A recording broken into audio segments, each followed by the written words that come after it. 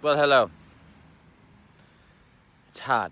I'm shaky and trembly because I need electrolyte reimbursement. Don't worry. That's why I grow tomatoes. They're so good for your soul.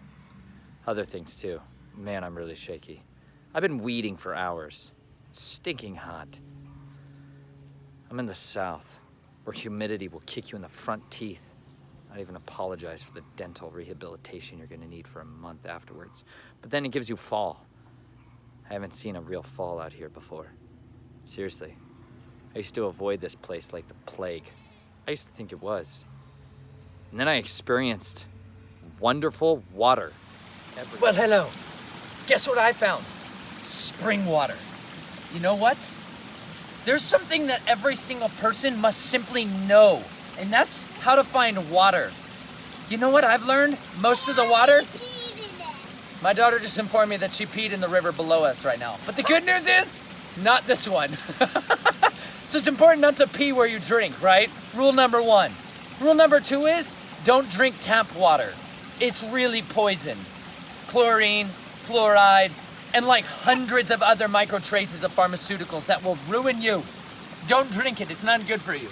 This water, most people have been brainwashed to think is scary. It might even make you sick.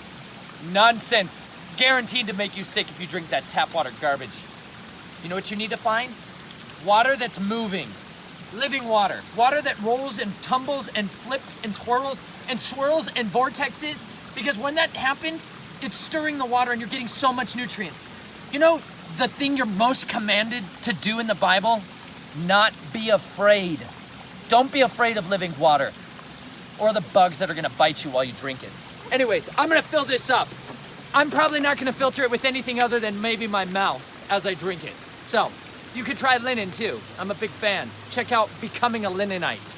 Anyways, I'm gonna fill up straight from the mouth of this wonderful little tiny waterfall because the water is actually getting oxygenated as it tumbles over these rocks and pebbles and stones, and oxygen is great. It helps to purify things. Same with all this little moss. I will let you drink, Nay. Naomi's learned to love to drink the water as well. And we've taught her how to find it. You want to try to find the source or the headwaters if you can. But for me, the source is the rainforest itself and the mountains it's on. That's how I know it's the good stuff. So I'm gonna drink a prodigious amount of this, not even worry about it a little bit. Your turn, Nay. You wanna drink out of the water or you wanna, yeah, there you go, get in there. Wonderful water everywhere. I've come from the deserts where there's never enough water, where people murder people for water rights all the time. Biting flies. It's okay. It's part of the tithe out here. That being said, I want to show you guys some lessons I'm learning from weeding. Because if you don't always sit in front of a black mirror and you get your sweat equity on, man, I was not happy about having to do this job today. You know what I mean? Our fridge broke and freezer in one night. Well, it's one of those horrible feelings you get when you look up at your fridge and all the lights are off. Dadgummit. Oh yeah. So this was our 6:30 p.m. wonderful and just shocking. So, you know, unexpected journeys that we're just turning another corner on. So we got bags of ice and coolers in the works, but I spent the last 5 hours last night, late into the wee hours, trying to rewire it and troubleshoot it. And you know what? We've been at this fridge, troubleshooting it and battling it back to life for 1.5 years. But I don't know what's happened now. We'll see. It's about the most discouraged I've been in a long time. Last night, not now. I ate amaranth and I feel amazing. But I also read 1 John and Jasher. Kick in the teeth. Go read Jasher, chapter 50 through 56. Horrible. Chelsea just prepped a lot of delicious vegetables and wonderful fruit. We'd visited a food pantry recently, and we came back with an abundant harvest. It was awesome. And then our fridge and freezer broke, and I was devastated. Capital D word, devastated.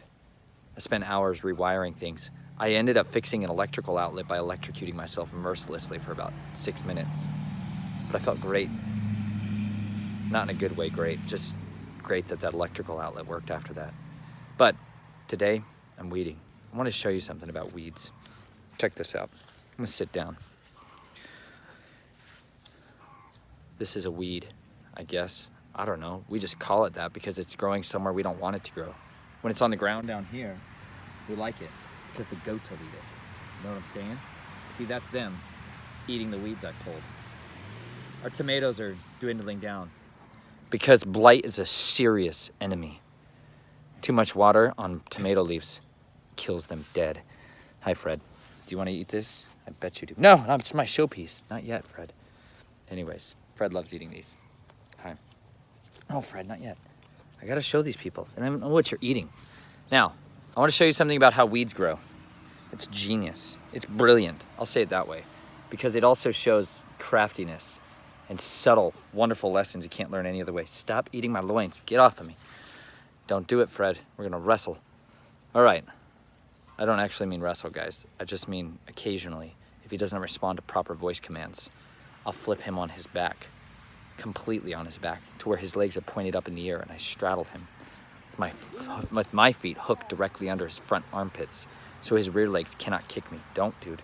Don't. Those are my tzitzits. Don't eat those. They're not made of linen. They're made of hemp, which he thinks is delicious. Who doesn't? Anyways, stop. I gotta teach this lesson. I'm trying to teach a parable, Fred. Anyways, I'll teach it with Fred so you can watch. Fred loves weeds because weeds are food too. Just maybe not always to you or me. But you know about lamb's quarter? Gosh, it's what nature should have been growing for us all the time. Instead, we ruined our souls with trying to grow terrible crops like spinach. I know, it's good, kind of. Except it's extremely hard to grow. Any of you guys out there experimenting with backyard gardening recently and discover how hard spinach is to grow? It's brutal, it's picky. Bugs love it. But you know what they don't really love? Lamb's quarter. And it's got a higher protein content than any of the other ones. Spectacular for you. It grows mightily. You don't even have to do anything for it, apart from planting it and not ripping it out of the ground like a weed. Anyways, these are some kind of other plant. Dadgummit, he ate all of the teaching points. Well, not here, right here. Okay, ready? This weed, you know how it grows? See that? How it shoots roots down all along itself? You see that? Some of you will. The green parts, right? The tops here. Don't rub yourself on me. Go on. They're all in rooting season and they're being a little ridiculous. That being said, see the tiny little leaves that come off of there? But the base of it shoots down little roots everywhere it goes. This thing grows like a cargo net. It's brilliant. I'm serious. This one little guy will spread all over the entire field immediately. Not quite that fast, but in a matter of a couple days or weeks, it's taken over. But so too do other wonderful, incredible plants like the Pennsylvania longneck. I'll roll in some sweet footage of that because it also grows the same way. Because there's squash bugs that like to eat the roots of squash plants and then they die. But some plants use this same mechanism to keep on living. They live and they continue to grow brand new leaves.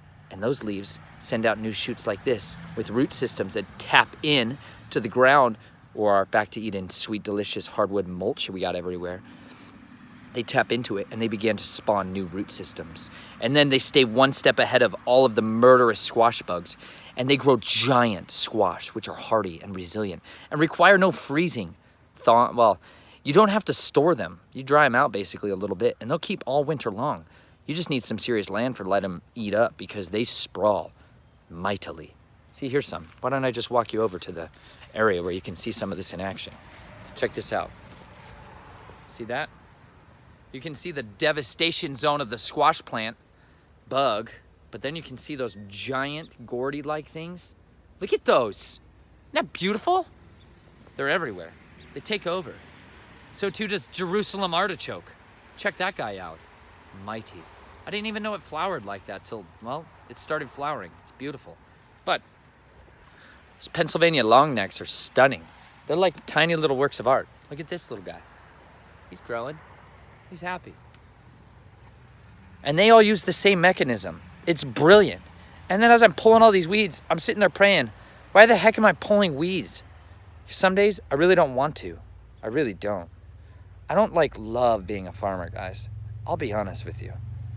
It's cool and stuff sometimes. I like the lessons I glean from it. But when I'm sweating out here like this, on days when I'm fighting weeds and my knees are just aching because I'm kneeling on mulch, that's one of the hard sides of mulch, guys. If you have sand, that's nice. Until you have fire ants in the sand. Then you have ants in your pants all the time. Anyways, I don't like always want to be a farmer. You know what I mean? But there's lessons here that you can't learn any other way than sweating and being miserable. But today, as I was pulling weeds, I started looking at this guy. And I realized how brilliant that is. And I wondered why the heck our body of believers doesn't do the same way. Why people who know the truth don't root out the same way. Do you know what I mean? Everywhere you go, you should be rooting out new shoots of awesome tendrils of truth. Do you get what I'm saying? Chelsea and I look at the soil of the earth right now, as in the hearts of humans, as the most opportunistic hunting ground in the history of the world. Really. This fear virus that's been spreading around, I mean, all of it. The one that was born and conceived in the garden, that one. The dragon's mechanisms 101 to like make us question the commandments of Yahweh and to be fearful, you know, that someone's holding out on us, something that we don't know, and maybe something bad could happen to us or good could happen to us that we don't get to be a part of, all of it. That's a virus that's spreading like crazy, but we've also learned something else. Courage is infectious, mightily infectious, in fact.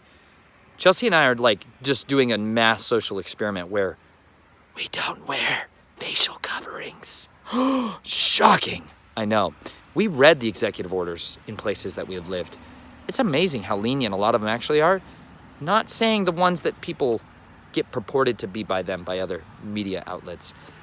I'm saying what they actually tell you when you read the law. It's shocking. If believers read the Sword of the Covenant and read the law, it'd be amazing at how much it could set you free. It's not bondage. It's freedom. It's life. It's joy. It's deliverance. It's salvation. It's a hedge of protection and a sword to cut the head off of the face of fear. It's amazing. I've fallen in love with it. I eat it up like daily because it's wonderful. Same thing with executive orders, because a lot of times they'll set you free from fear.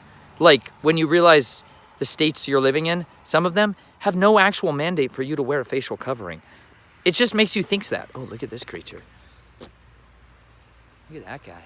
I hope you can see him without me shaking too much. Look at him. Twisting and twirling. Wow. He's all geeked out, man. Yoked up. Hulk out, bro. I don't know. He's probably being taken over by a parasite of fear. That's how most humans look. Really. Anyways, Chelsea and I have just been going out and about and setting a new precedent everywhere we go by not wearing facial coverings, that we're set apart humans. That means holy. Kadosh. Set apart. We're different. We're not like these people because we're also not ignorant of the schemes of the dragon. Really, study it. It'll sharpen your sword. It'll send out roots of courage. And you know what happens? When we go out to the stores, we see faces. It's true. We've created a whole new community of other educated, truth-seeking, wonderfully brave and courageous humans out there. And I'm not gonna lie, I think they're the most beautiful humans I've ever seen in my life. I keep telling Chelsea this. Every time I see a face of a human now, I think they're beautiful. And I'm starting to tell them likewise. I think they're beautiful because they exude courage. Sweat bees are eating my sweat. Anyways, it's amazing what can happen when you root out deception from your life and you instead grow gourds of truth. Oh yeah, I just did that because they're like that out here. You could be a long neck of life instead of a weed of wickedness. Weeds are great for feeding goats, but those sweet squashes are going to be great for feeding a family in the winter. Figure out which one you want to be. A beautiful, delicious squash of truth or a weed of wickedness. Anyways, read 1 John. That's what inspired a lot of this. And go sweat outside. It's hot.